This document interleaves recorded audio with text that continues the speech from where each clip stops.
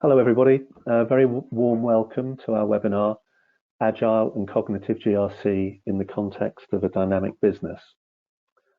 I'm Simon Marvel, CEO and founder of Acuity Risk Management. We're a London-based provider of GRC software and services through our Stream Integrated Risk Manager platform. Before starting Acuity, I ran a consulting firm, Insight Consulting, which specialized in information and cyber risk management, business continuity, and enterprise risk management. Delighted to be joined today by Michael Rasmussen. I'm sure that many of you will know Michael already, but for those who don't, Michael's an internationally recognized pundit on GRC, governance, risk management, and compliance, with specific expertise on the topics of enterprise GRC, GRC technology, corporate compliance, and policy management.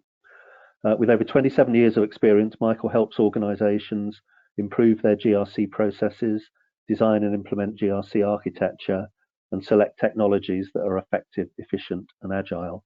He's a sought-after keynote speaker, author, and advisor, and is noted as the father of GRC, being the first to define and model the GRC market in February 2002, while he was at the analyst firm Forrester. This is the first in a four-part series of webinars titled The Future of GRC 2021 and Beyond. The first three of these are going to be with Michael. Obviously today's session, Agile and Connective GRC. In 3 weeks' time, we'll be talking about new paradigms in enterprise risk management. And this will look at a number of different areas, a couple of which are the interconnected nature of today's business risks, the critical importance of both left brain and right brain risk thinking. And then 3 weeks after that, we'll be presenting on delivering business and operational resiliency, 2021 and beyond. And this will look at the symbiotic nature and differences of business resiliency and operational resilience, critical elements of a resilient strategy, how resiliency changes and evolves, an enterprise risk management strategy, and then also building a resiliency strategy in the organization. The final webinar, The Future of GRC Stream in Action, will be an opportunity for those of you that might be interested to see a demonstration of how Acuity's Stream platform can bring the topics to life that we'll be talking about in the first three webinars. So first three webinars are all going to be with Michael, thought leadership pieces, but then there's an opportunity for those of you that would like to see the demonstration to come along to the session on April the 7th. The agenda today then, after I finished this short introduction, I'll pass over to Michael. Michael's going to present to us on the topic. We'll then have a discussion afterwards around some of the key points that came out from Michael's presentation. I'll just introduce you to a couple of other resources that are available to you to support this presentation, and then I'll allow time for questions at the end. This is a great opportunity to put questions to Michael on the content of his presentation, so please do feel free to add these into the question section on the portal as we go, and we'll, as I say, we'll make time for these to be handled at the end. Just one final request from me before I hand over to Michael. When you close out of the session, a survey will pop up. I'd be very grateful if you could complete this, give us your feedback, any suggestions that you have for future events or series that you'd like to hear from us about. That would all be very welcome. And that will help us to frame our ongoing webinar program. And with that, I'll now hand over to Michael. Thank you, Simon. It's a pleasure to be here today with everybody and to talk about Agile and Cognitive GRC in the context of a dynamic business. As Simon said, this is one of several webinars we're doing, and they're each going to build upon each other. Each, definitely provides value in and of itself and can be watched in and of itself. But you can see a whole stream of thought as we explore the challenges that organizations face today, as well as going into tomorrow. and particularly the need for agility as well as intelligence in GRC. So let's start here and begin. So today's business is what I call navigating chaos. In fact, let's just pretend that the year 2020 never happened. Let's go back to 2019. At the end of 2019, I wrote a paper that was published in Enterprise Risk magazine by the Institute of Risk Management in London on this topic of navigating chaos. That today's business is dynamic. It's changing minute by minute, second by second. The business processes are changing, strategy is changing, employees are changing. It's very dynamic, very changing, but also the regulatory environment's changing. Lots of changing laws, rules, regulations, and the risk environment's changing. Geopolitical risks, economic risks, industry shifts and changes, and so much more. And the organization has to keep up with all this change. And that is navigating chaos. Then along comes COVID-19, just to prove my point. That we have constantly changing processes, employees, risks, and requirements because of COVID-19. It's an interconnected risk environment. It's like the dominoes of risk that I blogged about last year. COVID-19 comes in as a health and safety risk, and all of a sudden it tumbles down and impacts all these other risks in the environment, such as IT security risk, as we've had an increased risk of hacker activity. But not only that, we've had the risk of the home office environment. As we moved employees to work remotely from home, and still do, those home office environments are often insecure. I look at the room around me and I see TVs connected to the internet, wall outlets connected to the internet. For some reason, my blender is connected down in my kitchen.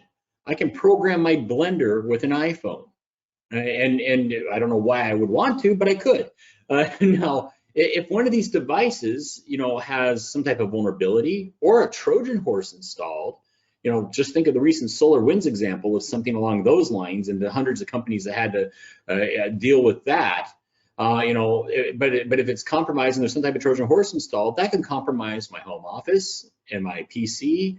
Oh, I'm a Mac guy, my Mac, and the connections and data that I have. And so it's what starts off the health and safety risk has downstream impacts of IT security risks.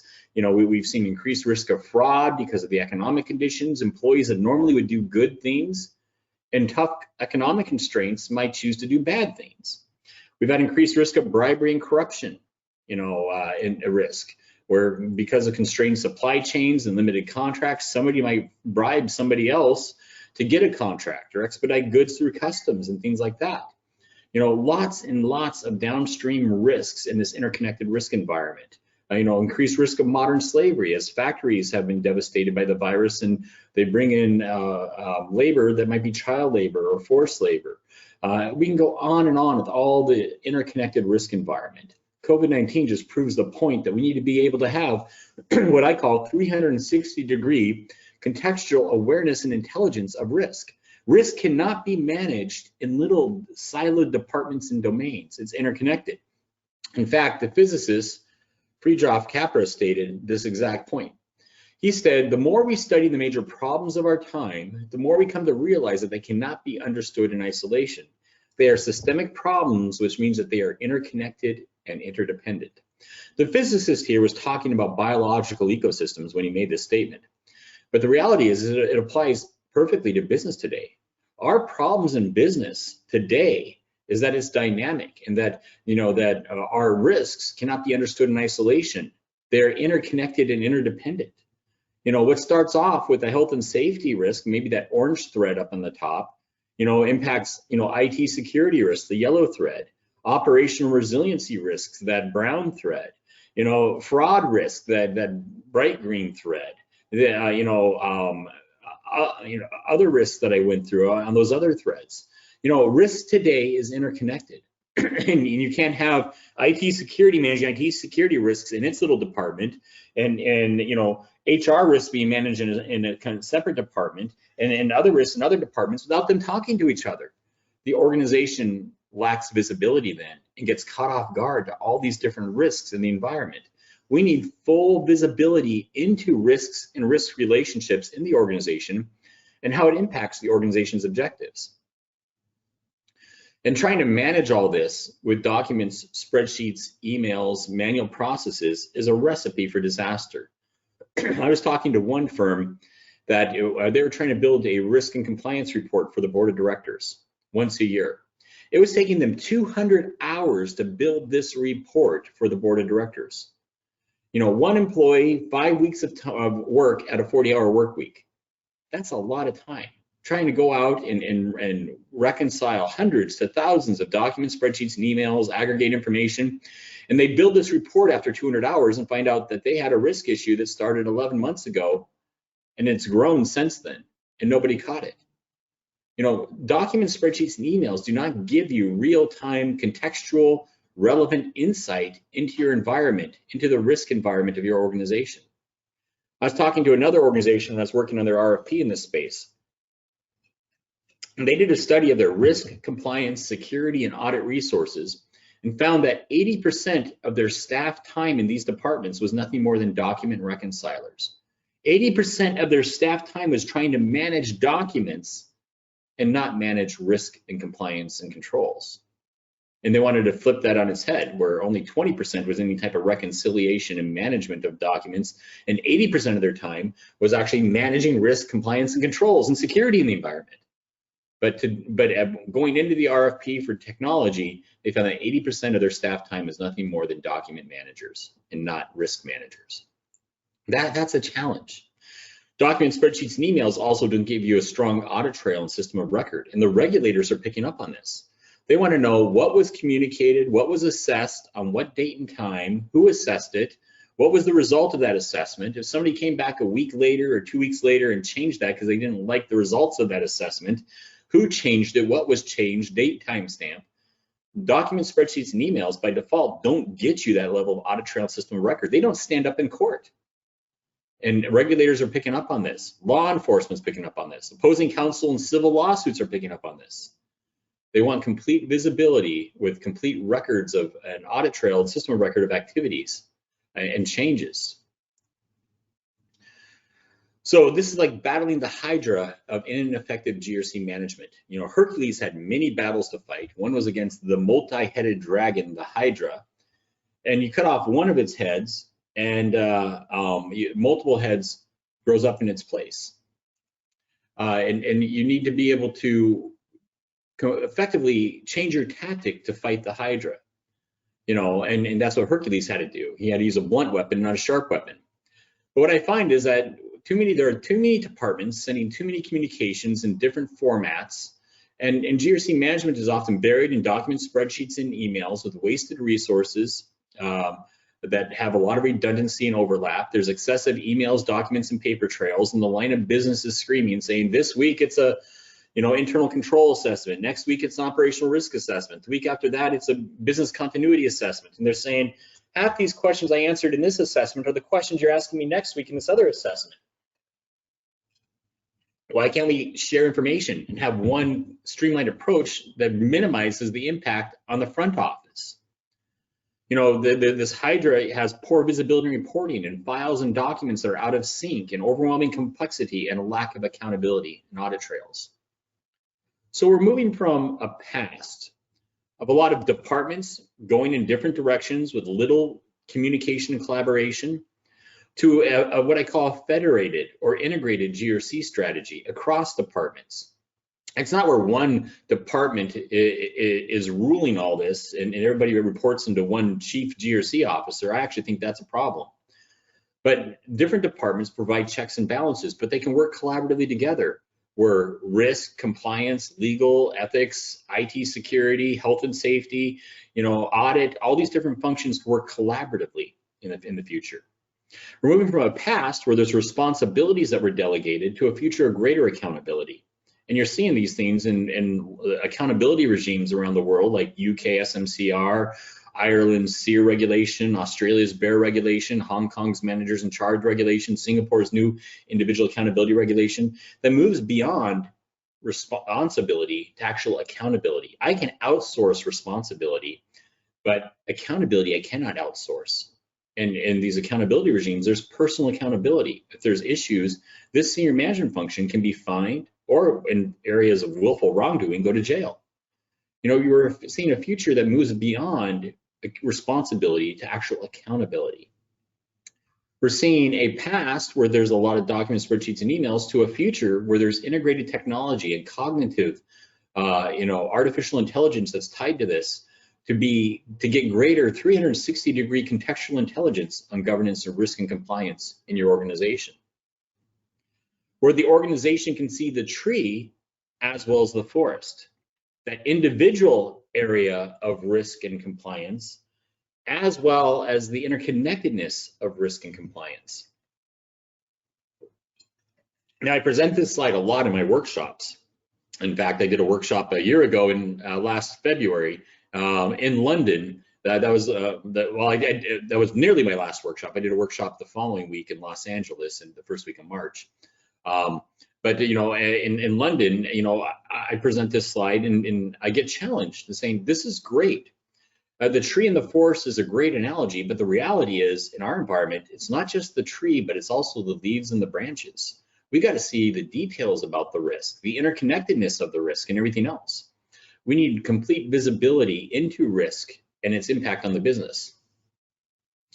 So as I already mentioned this, we're moving to an era of greater accountability with accountability regimes. We're seeing this predominantly in financial services with UK SMCR, Australia's BEAR regulation, Ireland's SEER regulation, Hong Kong's managers in charge regulation, and now Singapore's.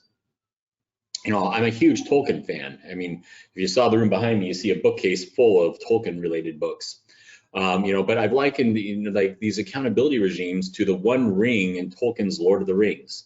You had the one ring to rule them all, one ring to find them, one ring to bring them all, and in the darkness bind them. In this case with accountability regimes, it's the one regulation, it's the Uber regulation to rule them all, one regulation to find them, one regulation to bring them all, and enforce and bind them.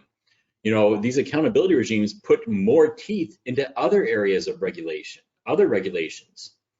And so we're moving to an era of greater accountability, not just responsibility. All this requires collaboration on GRC strategy, process, and technology throughout your business, so it can be agile to that dynamic and changing business environment. Instead of different departments going in different ways, as you see on the left, having a streamlined strategy where we're working together in harmony and orchestration to be able to work together collectively and see the big picture of risk as it impacts objectives on the organization. So we should give the GRC management a top-down approach needed. Now, I think it's important that we define what GRC is: governance, risk management, and compliance. GRC, as defined in the OSEG GRC capability model, which is the only publicly vetted standard on governance, risk, and compliance out there, GRC is defined as a capability to reliably achieve objectives. That's the governance function. Setting and achieving objectives is a governance function. You can have entity level objectives. You can have division, department, process level objectives. You can even get down into project objectives and asset objectives. But GRC is a capability to reliably achieve objectives. That's the governance function. While addressing uncertainty, that's risk management. In fact, ISO 31000 says risk is the effect of uncertainty on what? On objectives. And so there's a relationship there. We manage risk, we manage uncertainty in the context of objectives. You need the governance piece first. That's why I think ERM, ORM, IRM, and these acronyms only get us halfway there because they focus on the risk, but it's really governance that leads.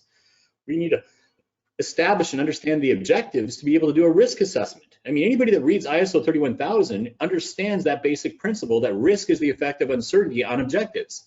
You need to understand the objectives to be able to do a risk assessment to measure the uncertainty to those objectives. And the third element is the act with integrity. That's the compliance piece. Not just regulatory compliance, but to be able to act with integrity to the ethics and values and contractual commitments and everything else for that. So in that context, just to review that, GRC is a capability to reliably achieve objectives while addressing uncertainty and act with integrity.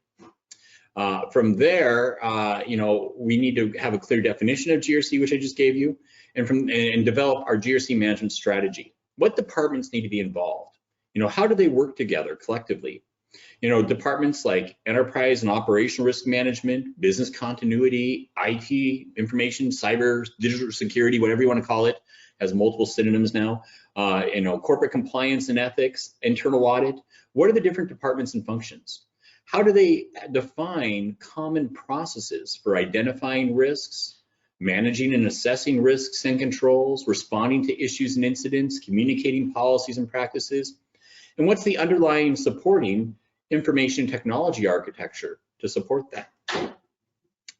And when we talk about technology, that's on the next slide, slide 12.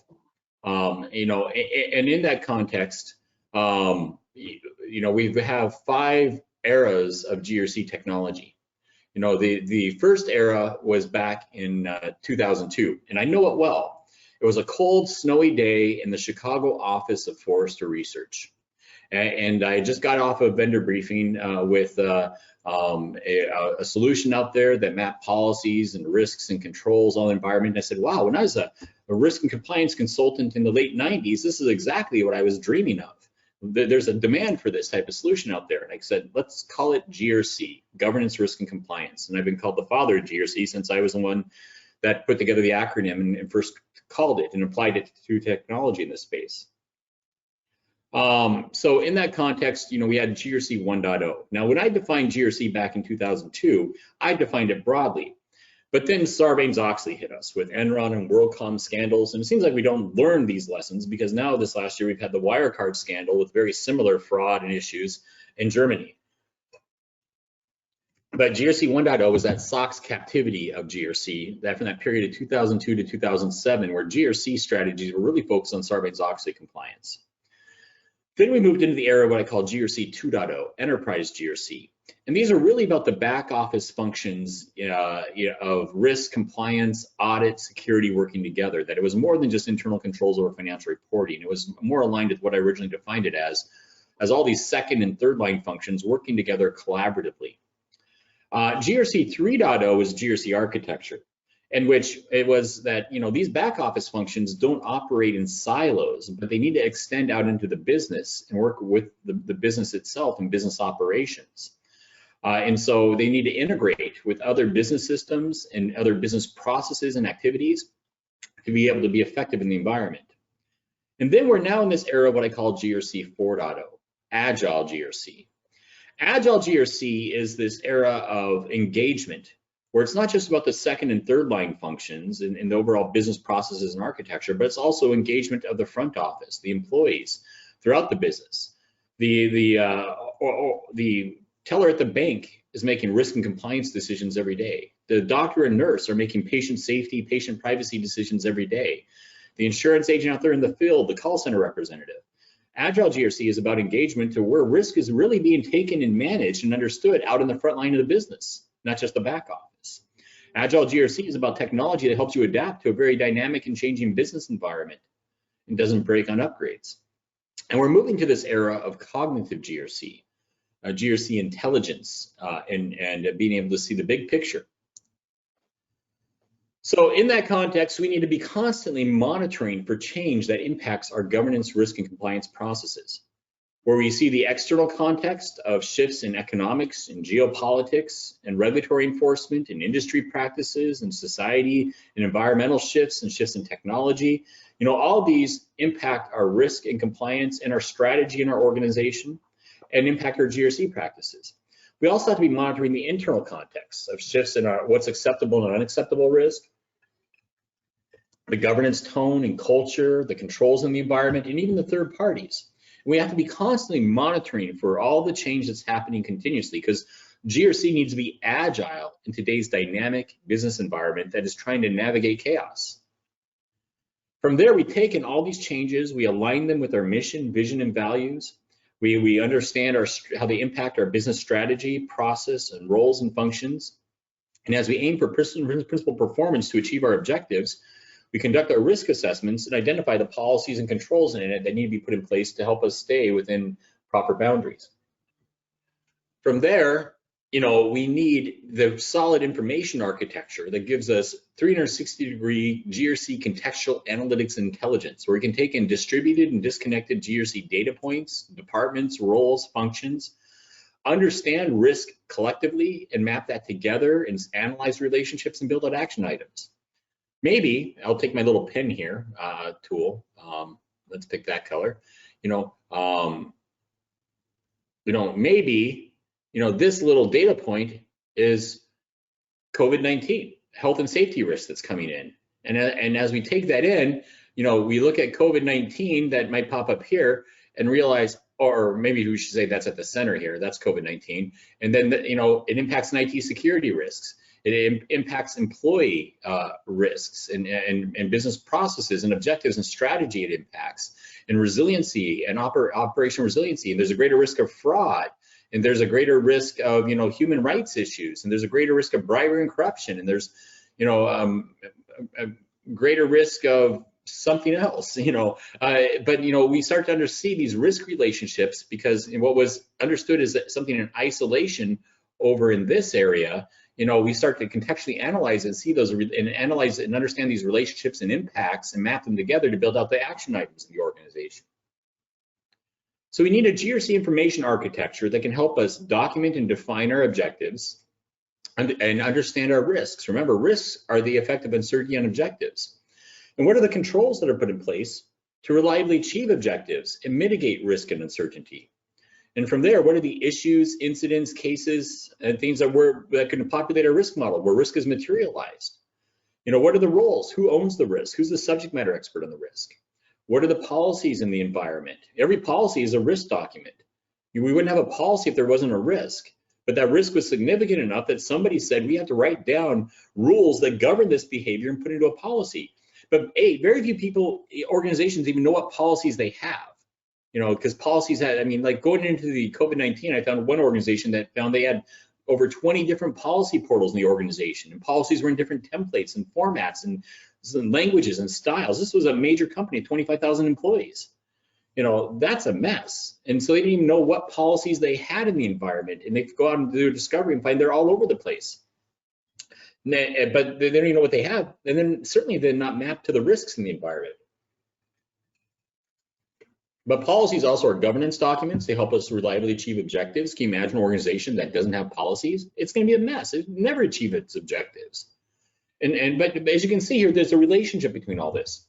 We need this integrated information architecture that sees these relationships in context and provides relevant information.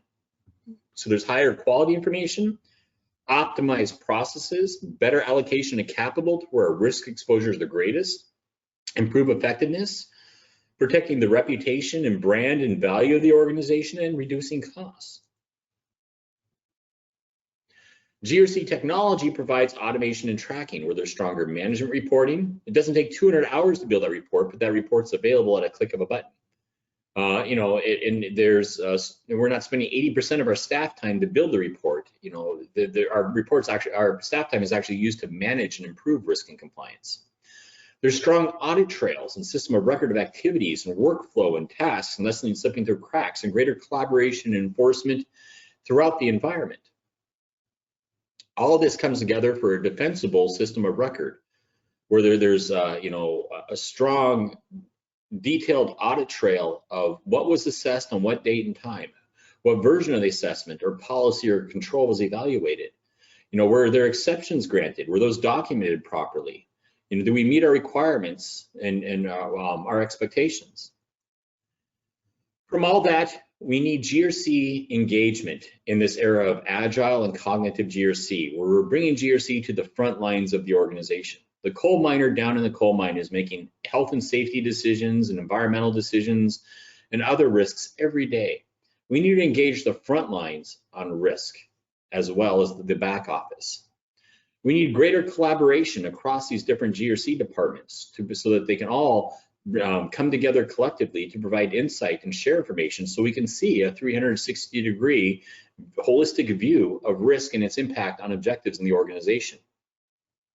We need to be able to operationalize GRC and integrate with other business systems and identify issues and things early and be able to understand the impact on our business processes and services and operate within defined impact tolerances of the organization. From there, we need strong GRC intelligence, what we call cognitive GRC in the era that we're moving into, to be able to leverage and understand things that with all this information coming at us, internal and external of the organization, to make sense of it. And we need greater mobility to engage GRC anytime, anywhere. That policies are there on smartphones and tablets when they're needed. That assessments can be done wherever, or issues and risks can be reported easily when somebody identifies them. The benefits of automating GRC and building a business case, I break down into the pillars of efficiency, effectiveness, and agility.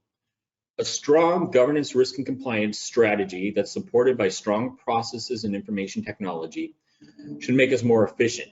Time saved as we move away from manual processes. That 200 employee hours to build that report. Simplified and streamlined processes, reduction in reporting time, reduced staff to manage risk and compliance. Greater effectiveness, less things slipping through cracks, an audit trail of everything that happens for a complete and defensible system of record. And better engagement with the frontline business owners of risk. And greater agility to be able to adapt to a changing risk and regulatory environment, be able to see risk contextually as they intersect with others, and that we can understand these relationships and the roles responsible for owning the risks. Streamlined agility during business change, during mergers and acquisitions, and quickly being able to identify new relationships of risks, roles, responsibilities, and tasks. Delivering agile GRC technology should mean that we have a very usable solution, that there's a modern user interface and experience that not only engages the back office, the second and third line risk and compliance and control functions, but also the front line of the organization, not just operational management, but all the way down to frontline employees. That there's a lower total cost of ownership to implement the technology, manage it, maintain it in the organization, because it's highly configurable, scalable, adaptable, and easy to integrate in the organization. And it provides robust analytics and artificial intelligence and robotic process automation, and does not break on upgrades.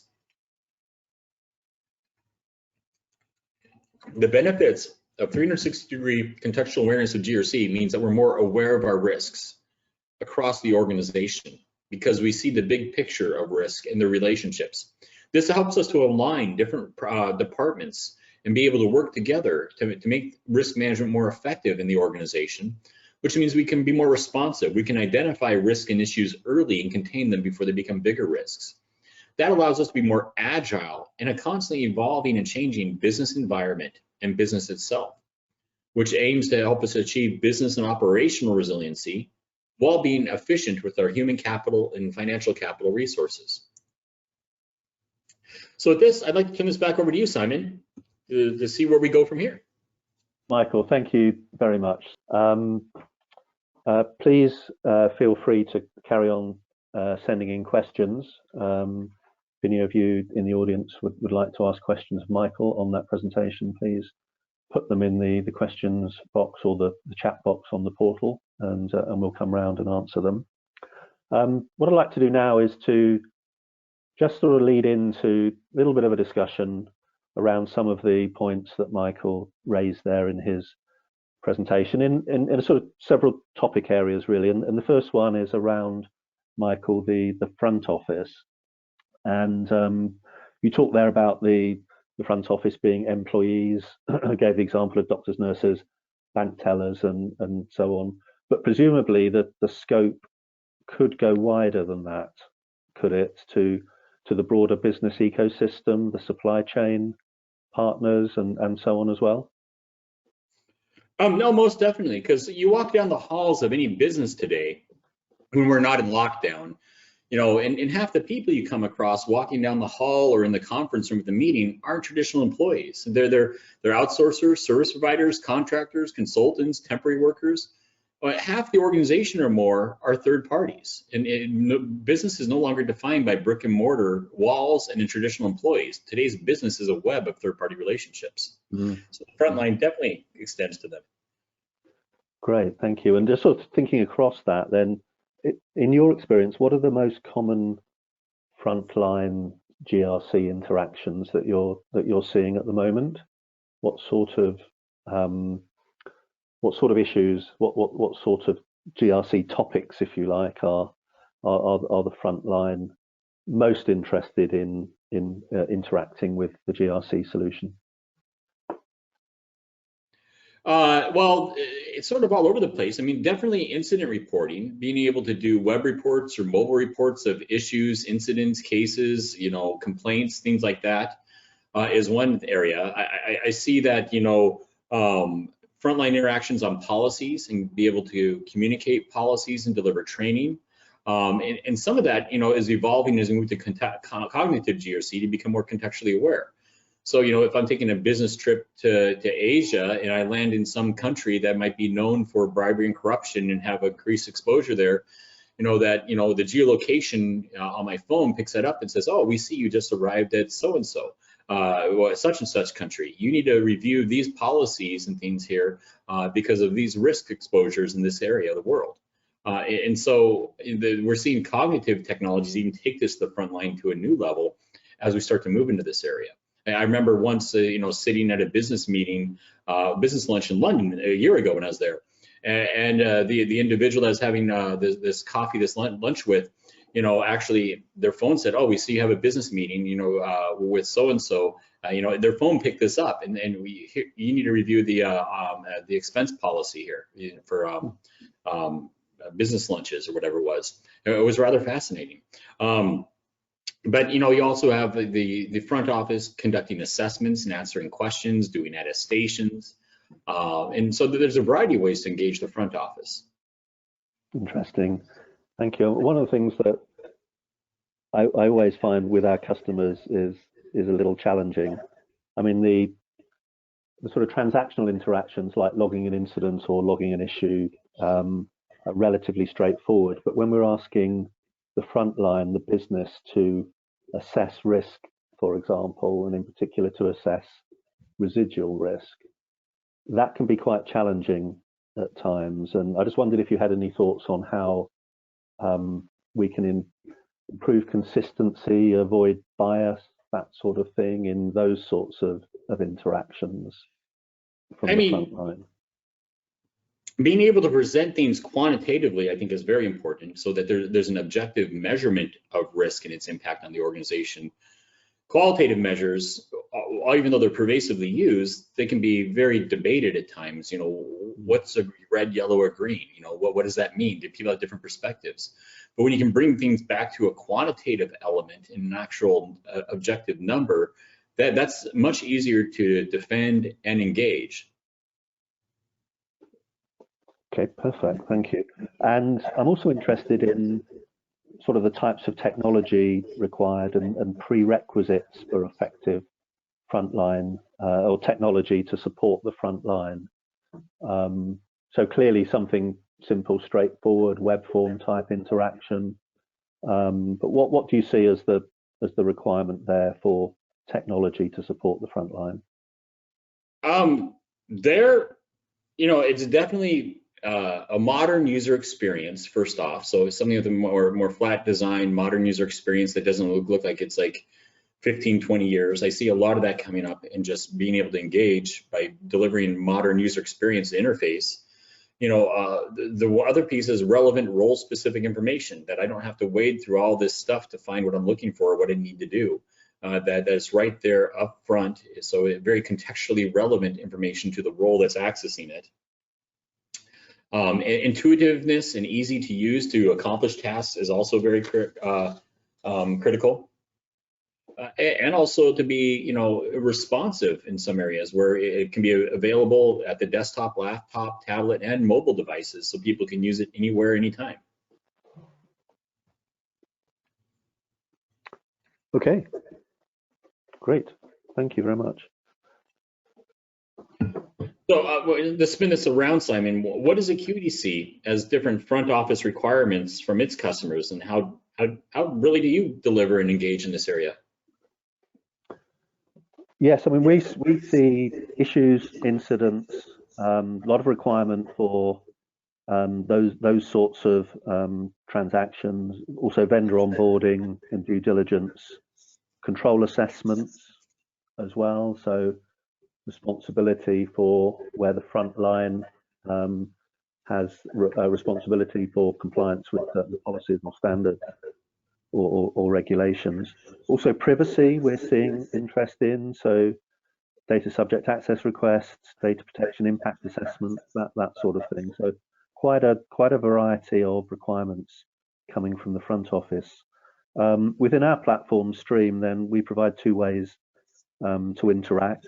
For the front office, it's customizable branded web forms for the front office, so very flexible, sort of intuitive two-way interaction via web forms, and that's then integrated via APIs with our backend data repository and analytics.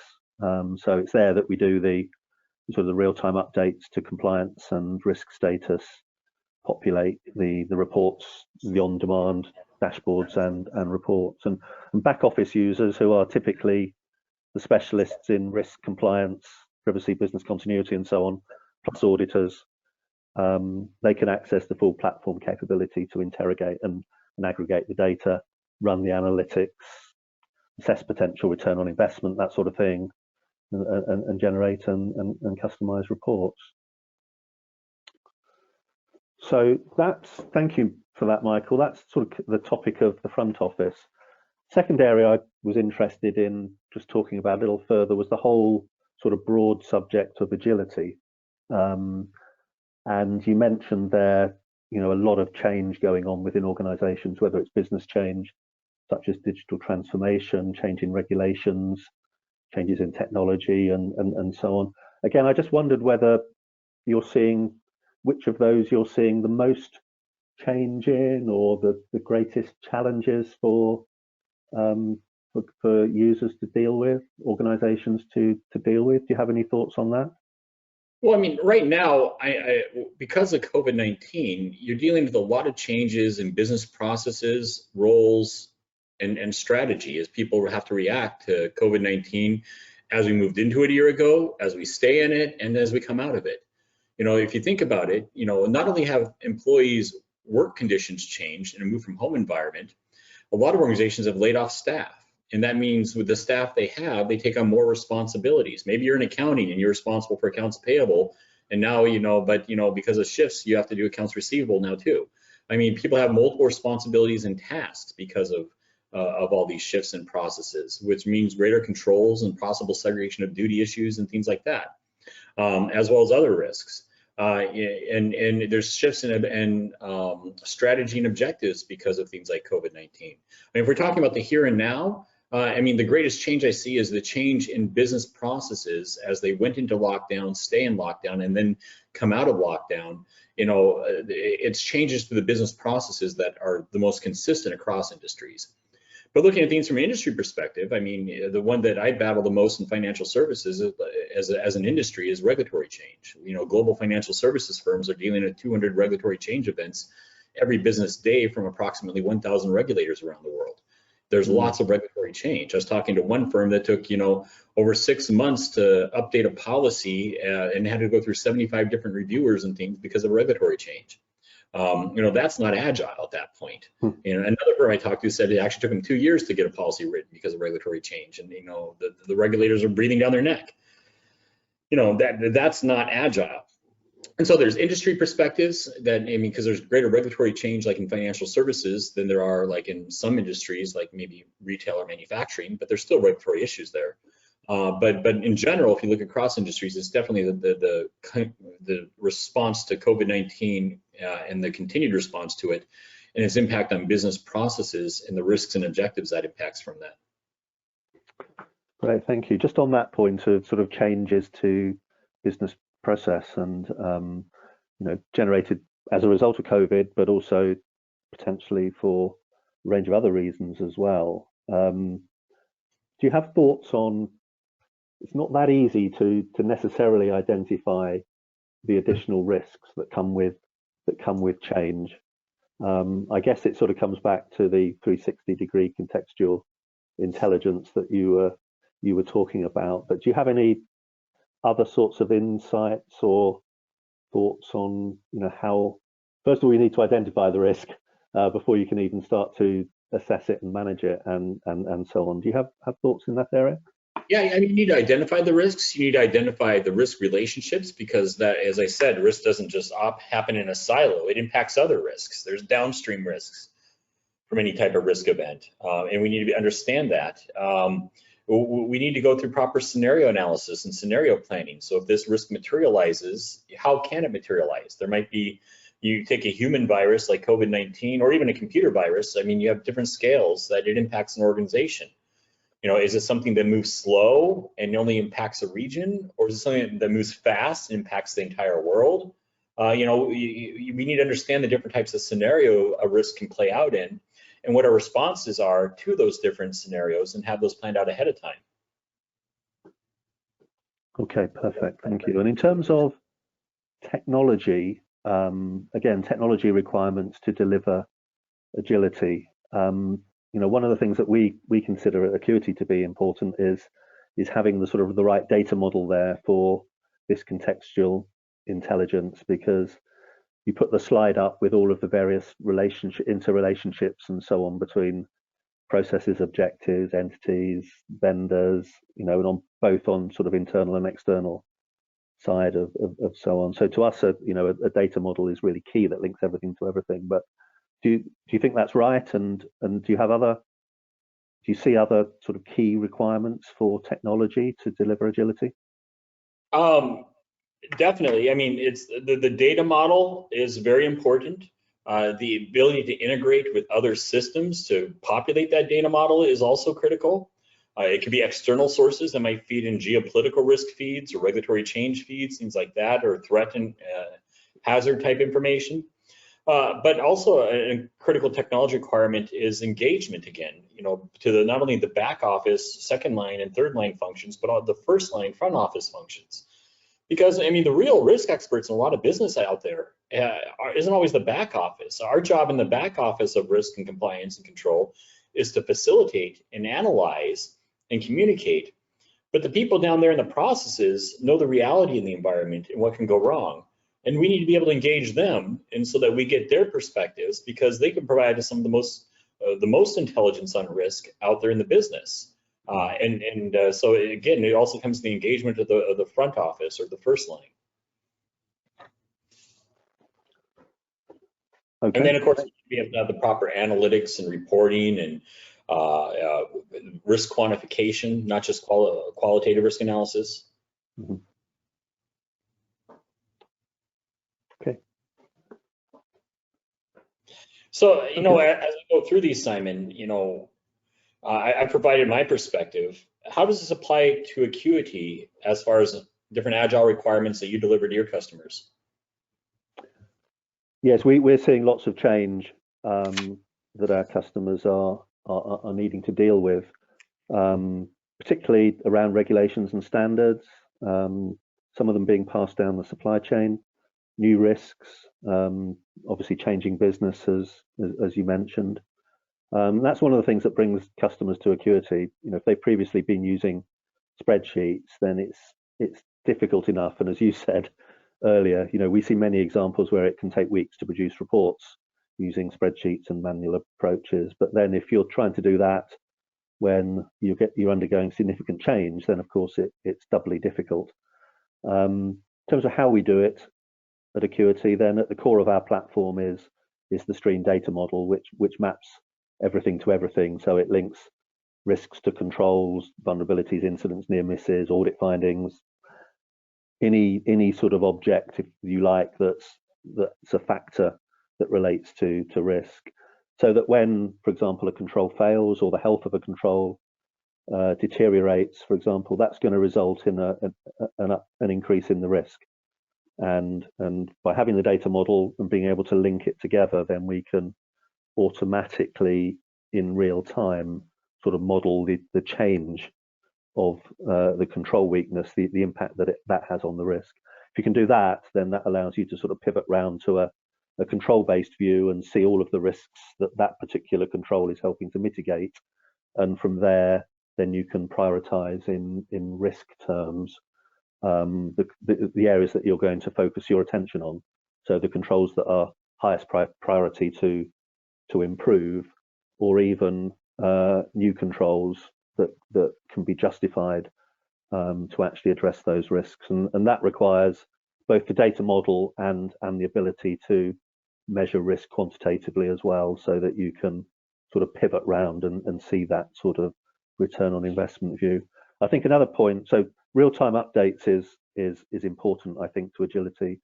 Secondly, it's modeling change. So the model needs to be able to map the value driving processes within the business to the things that they depend upon, the business asset, the technology, the people, the supply chain. Again, so that when change occurs, for example, a new risk affecting part of the supply chain, then we can easily understand the business implications. Or second example would be for digital transformation. If you have new services, you might be reusing some existing technology and teams, but you're bringing in new services and technology as well, and you need to be able to manage all of that together and have the visibility that you need. So I think in summary, the key to, from our point of view, to agility is an integrated data model that links all the business technical and risk factors together with the appropriate dependency modeling, so that the changes ripple through the model and can update the visibility of risk and compliance. And we actually won an award with Stream for this sort of contextual intelligence with everything linked to everything. And the judges sort of commented that it was presented in business terms through a simple and intuitive user interface. The third area, Michael, I'd just like to, just being slightly conscious of the time, I was interested to get your view on was cognitive GRC. We're talking, I think, moving fairly quickly, and on your slide you had from 2021 onwards. I'm just interested in which areas you see in GRC as most promising for machine learning and AI. I mean, with machine learning, I mean, I see a lot of potential for predictive analytics to be able to forecast risk and help us. I also see a lot with robotic process automation to be able to respond to risk issues and things, and shut things off or alert people and kick off workflows and processes. I'm also seeing a lot of application for things like natural language processing to read regulations and summarize what the changes are and highlight those changes and what policies should be reviewed because of that. I mean, if you think about it, I mean, the FCA rule book is, over in England or the UK, I should say, is 6 feet tall when you print it off. Good night. I mean, it'd take me a year to read a stack of paper 6 feet tall. That's all about regulations. Maybe it was a good novel quicker, but 6 feet of regulations, that take me a year to read. Now, or more. A machine can read it in a matter of seconds. And not only that, if I'm reading through 6 feet of regulations, 6 feet of paper, stacked up tall like a book, my mind's going to wander. I'm not going to stay on task. The machine doesn't wander. I was talking to one life sciences organization over in the United Kingdom that found that and natural language processing not only is a gazillion times faster in reading, but it's also 30% more accurate in identifying changes and impact on the business because machines' minds do not wander, they stay on task. Thank you. No, I totally agree with that. We're certainly seeing some of that ourselves. We could go on, Michael. I had a number of other topic areas, but this has been really interesting. I do want to give time to answer the questions that have come through, and there have been a number that have come through. So thank you for that. I think I'll sort of halt the two-way discussion there, as it were. Just very quickly on other resources available, and then we'll come on to the questions. For those of you that haven't seen it, Acuity released a new website, launched a new website about 10 days ago. So if you haven't been to it, you might be interested in having a look around it. It's quite different, set out in a completely different way. A lot of information about the platform and the various applications and so on that we provide within or on the Stream platform. There's also an awful lot of resources available on the website as well. Oops, sorry. So this is just a quick sort of summary of the broad sort of application areas that we support.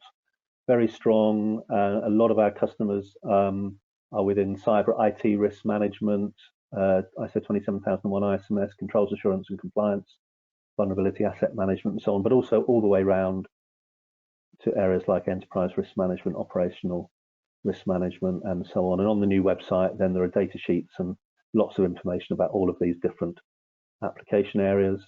There are a couple of resources that are available on the portal itself.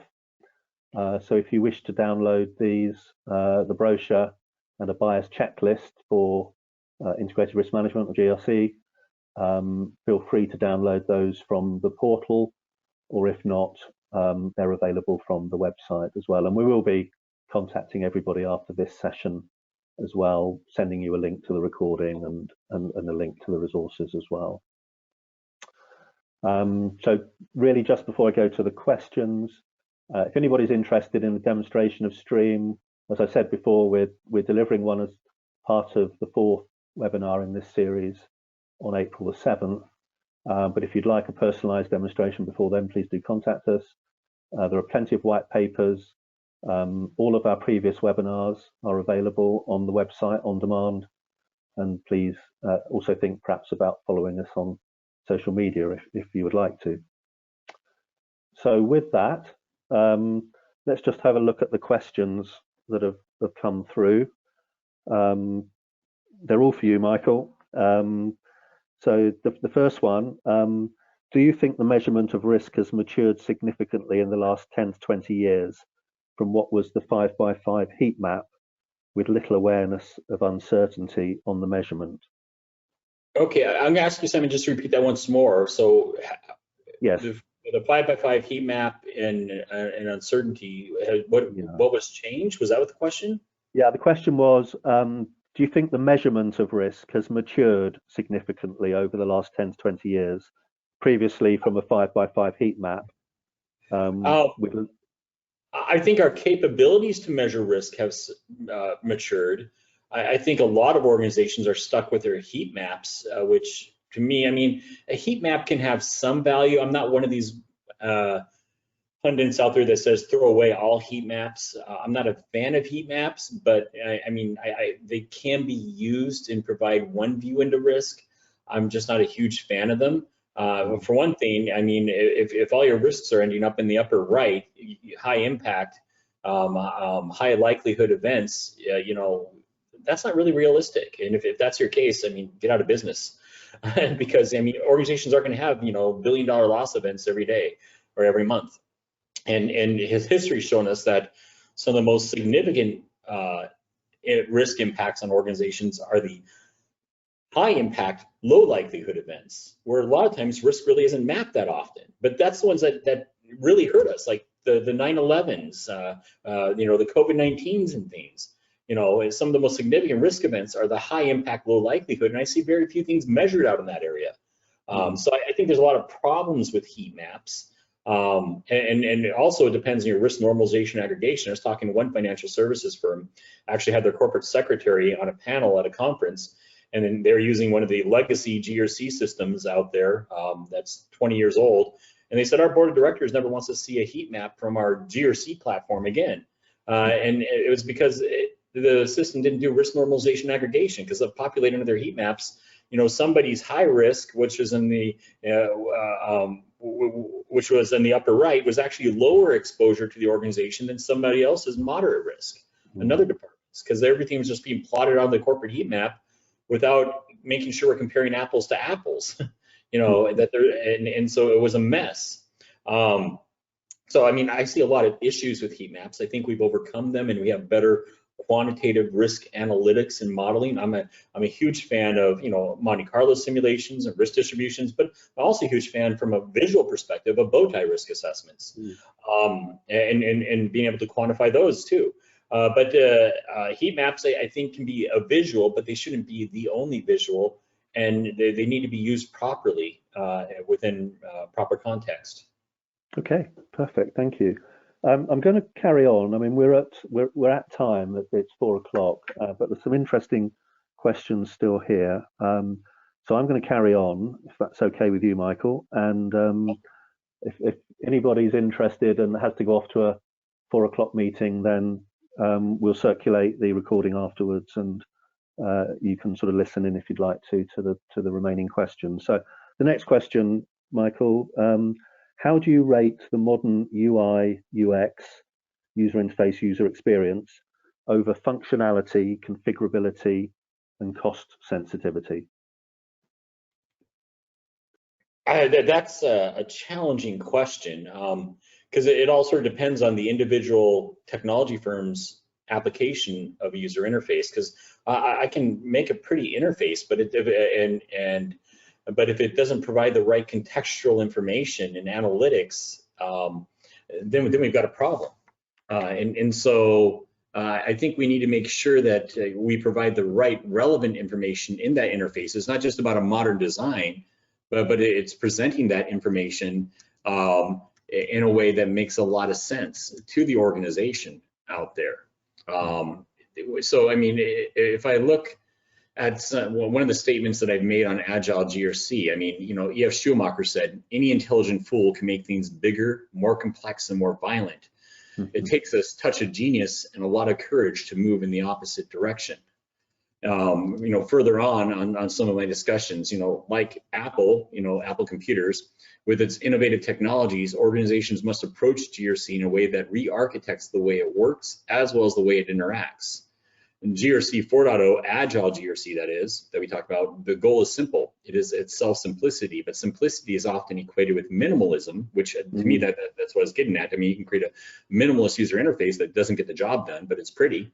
Yet true simplicity is more than just absence of clutter or removal of embellishment. It's about offering up the right contextually relevant GRC information in the right place when the individual needs it. It's about bringing interaction and engagement to GRC processes and data. GRC interaction should be intuitive.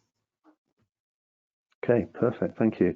The next question, Michael, do you see that the easy to use GRC platforms can replace the grown-up GRC solution providers?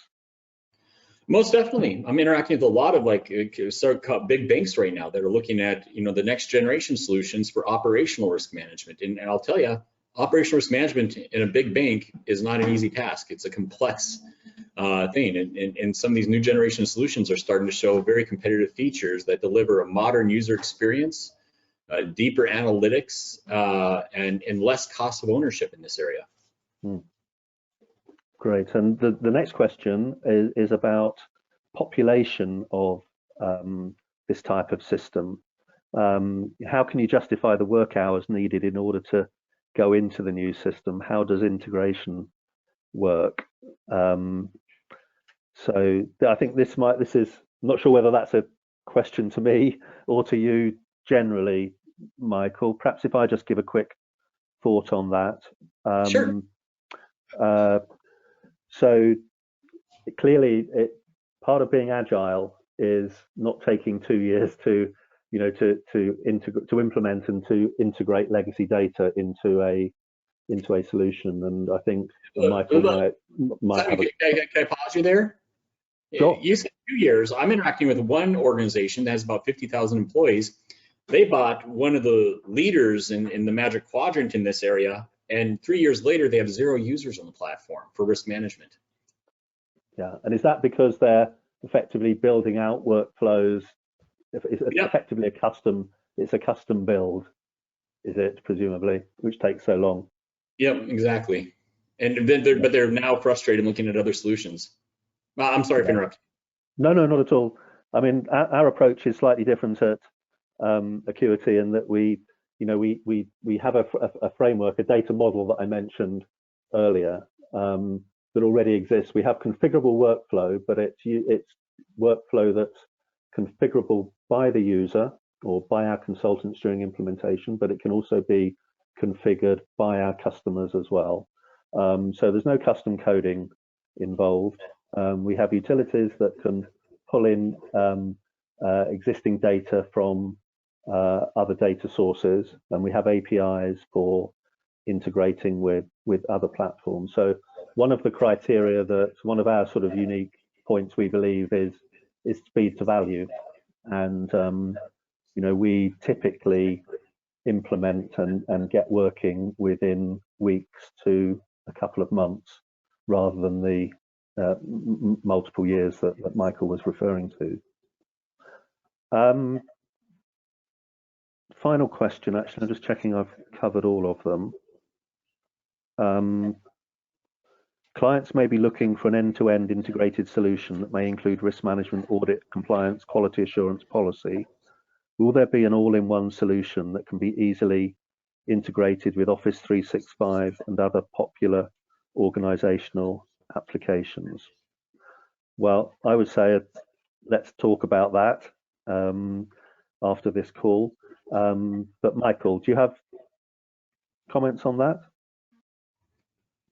I see a lot of solutions that are out there integrating with Office 365 or Google Docs and things like that in the market as well. Others are delivering capabilities within the solution itself too. That's covered the questions that have come in. Thank you very much for submitting your questions. If there are any others that come to mind afterwards, please send them through to us, and we'll get them answered. I'd like to say a huge thank you to Michael. Really appreciate your time today. It's been a really interesting presentation and discussion. We're going to carry on in 3 weeks' time, as we said previously. So it'd be great if you would all like to join us again then. As you leave the session, as I mentioned earlier, the survey form will pop up. Be very grateful if you could give us your feedback on that. That's extremely helpful to us. So I think at that point, we're probably done. Thanks again, Michael, and look forward to the next webinar in 3 weeks' time. Okay, looking forward to it. Thank you.